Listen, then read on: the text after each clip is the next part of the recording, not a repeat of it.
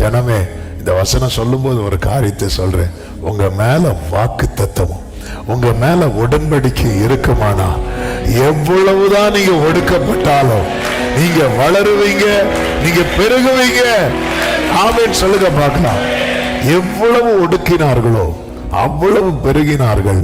ஆகையால் அவர்கள் இஸ்ரவேல் புத்திரரை குறித்து எரிச்சல் அடைந்தார்கள் என்று சொல்லப்பட்டிருக்கிறது.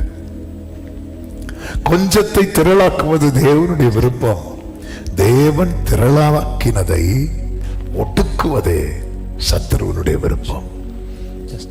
கொஞ்சத்தை திரளாக்குவது தேவனுடைய விருப்பம். தேவன் திரளாக்கினதை ஒடுக்குவதே சத்துருவனுடைய விருப்பம்.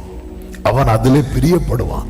அதனாலதான் நீங்க கவனிச்சீங்கன்னா தெரியும், இஸ்ரவேலர்கள் அவ்வளவு கத்துவாங்க. ஆளோற்றிகள் நிமித்தம் அவ்வளவு வேதனை. ஒருத்தருக்கு கூட மனசு இறங்கல.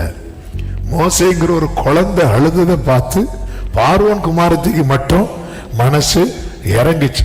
அது கர்த்தர் அப்படிப்பட்ட ஒரு சிச்சுவேஷனை உருவாக்குனதுனால இத்தனை 1000 லட்சம் ஜனங்கள் அழுறாங்க.